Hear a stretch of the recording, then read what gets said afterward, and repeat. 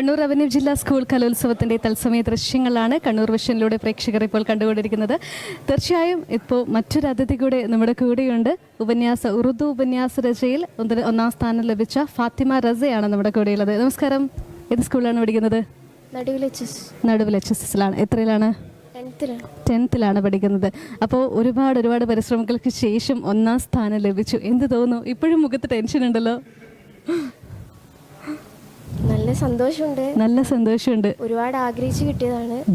പിന്നെ ഇതിന് പുറകെ സാറായാലും ഷക്കീർ സാറായാലും സ്കൂളിൽ ഒരുപാട് ടീച്ചേഴ്സ് ആയാലും ഒരുപാട് സപ്പോർട്ട് ചെയ്തിട്ടുണ്ട്. വീട്ടിൽ നിന്നായാലും നല്ലോണം സപ്പോർട്ട് ചെയ്തിട്ടുണ്ട്. അപ്പം അവരെയൊക്കെ ഒരു ആഗ്രഹമായതുകൊണ്ട് എനിക്കതൊരു നേടിയെടുക്കണം എന്നുള്ളൊരു ആഗ്രഹമുണ്ട്. ഓക്കെ. ടെൻഷൻ പോയോ? മത്സരത്തിന് മുമ്പുള്ള ടെൻഷനൊക്കെ പോയോ? കുഴപ്പമില്ല.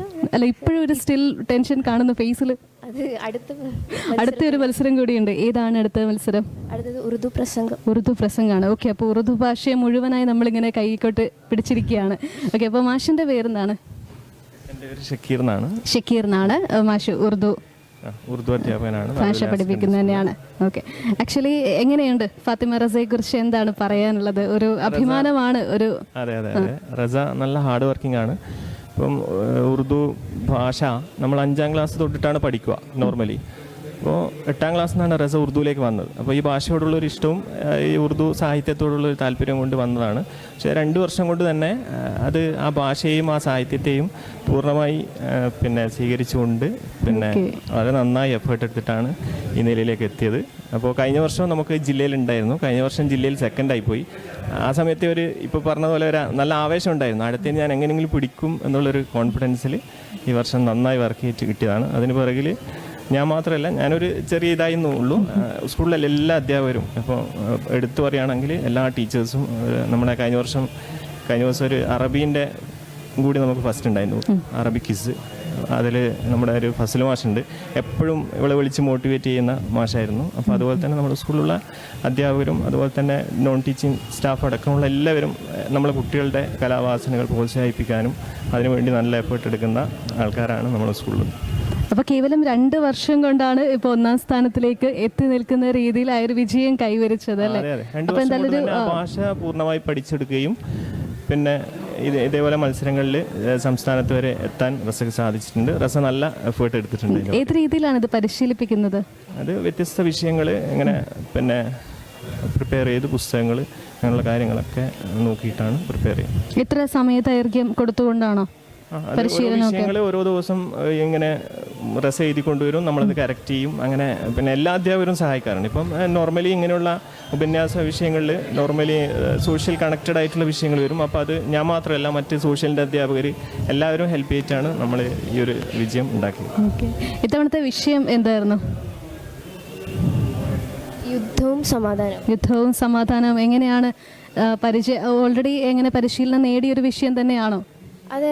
സാറ് പറഞ്ഞു തന്നിട്ടുണ്ട്, കുറേ അതിൻ്റെ നോട്ട്സ് ആക്കിയിട്ടുണ്ട്. അപ്പം സാറ് പറഞ്ഞതുകൊണ്ട് ഒരുപാട് നല്ല രീതിയിൽ എഴുതാൻ പറ്റി. ഓക്കെ. എങ്ങനെ സമകാലിക വിഷയമൊക്കെ ആസ്പദമാക്കി എഴുതിയത് തന്നെയാണോ? ഓക്കെ. അപ്പോൾ എന്തായാലും പരിശീലനം ലഭിച്ചത് കൊണ്ട് തന്നെ വളരെ ഈസി ആയിട്ടുള്ള ഒന്ന് തന്നെയായിരുന്നോ?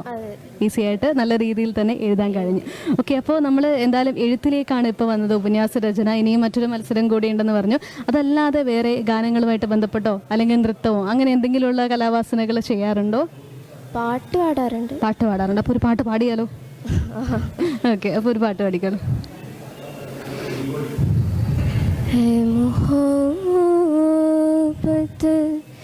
तेरे अंजाम पे रोना आया जाने क्यों आज तेरे नाम पे रोना आया है मोहब्बत. അടിപൊളി. വളരെ ഭംഗിയായിട്ട് തന്നെ പാടി. ഇപ്പോൾ എങ്ങനെയാ, വീട്ടിൽ നിന്ന് മറ്റാരെങ്കിലും ഒക്കെ എത്തിയിട്ടുണ്ടോ? അതെ. ഉമ്മ എത്തിയിട്ടുണ്ട്. പിന്നെ കുടുംബക്കാരും എത്തിയിട്ടുണ്ട്. എല്ലാവരും ഉണ്ട്. ഓക്കെ. അപ്പോൾ മത്സരം കാണാൻ വേണ്ടിയിട്ട് എല്ലാവരും എത്തിയിട്ടുണ്ട്. അപ്പോൾ എന്തായാലും ഒരുപാട് സന്തോഷത്തോടു കൂടിയാണ് ഇപ്പോൾ ഈ ദിവസം നിൽക്കുന്നത്. അപ്പോൾ ഇനിയും അടുത്ത മത്സരങ്ങളൊക്കെ നല്ല രീതിയിൽ തന്നെ നല്ല പെർഫോമൻസ് ഒക്കെ കാഴ്ചവെച്ച് നല്ല ഇതൊക്കെ നേടാൻ കഴിയട്ടെ. വരും വഴിയിൽ എങ്ങനെയാണ് ഒരു വലിയ ആഗ്രഹം എന്താണ്? ഭാവിയിൽ? ഒരു സൈക്കോളജിസ്റ്റ് ആണെന്ന് ആഗ്രഹമുണ്ട്, അതേപോലെ തന്നെ ഒരു ഉറുദു കവയിത്രിയാണെന്ന് ആഗ്രഹം. ഓക്കെ, ഉറുദു കവയിത്രി. ഓക്കെ, അപ്പോൾ സാറിൻ്റെ എല്ലാവിധ പിന്തുണയും അതിനു വേണ്ടി ഉണ്ടാവും അല്ലേ?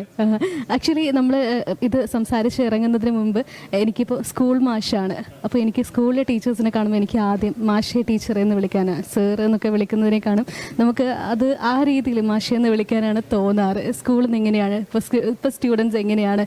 അല്ല, ഇപ്പം അങ്ങനെ ഒരു മാഷ് കുട്ടികൾ എന്നുള്ള ബന്ധമല്ല. ഇപ്പം കുട്ടികൾ നമ്മളൊരു സുഹൃത്തുക്കൾ പോലെയാണ് എല്ലാം. നല്ല കമ്പനി. എങ്കിലും മാഷേ സാറേ എന്നുള്ള വിളിക്കുന്ന രീതിയിൽ ഏത് രീതിയിലാണ് കൂടുതൽ?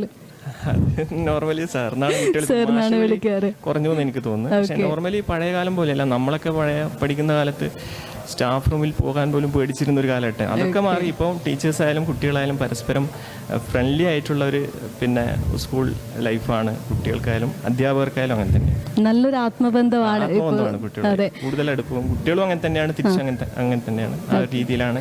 അപ്പോൾ പരിശീലിപ്പിക്കാനും അത് പഠനം നേടിയെടുക്കാനും ഒക്കെ വളരെ ഈസി ആയിരുന്നു. അതെ അതെ അതെ, തീർച്ചയായും ഗുണം അതിൽ കിട്ടും. ഓക്കെ, അപ്പോൾ എന്തായാലും നല്ല രീതിയിൽ തന്നെ ഇനിയും ഒരുപാട് ഭാവിയിൽ ഒരുപാട് മത്സര ഇനങ്ങളിലൊക്കെ നല്ല രീതിയിൽ ഒന്നാം സ്ഥാനം കൈവരിക്കാൻ സാധിക്കട്ടെ. അപ്പോൾ എന്തായാലും തീർച്ചയായും ഇന്ന് ഇറങ്ങുമ്പോൾ നമ്മുടെ ഒരു സ്നേഹ സമ്മാനമുണ്ട്.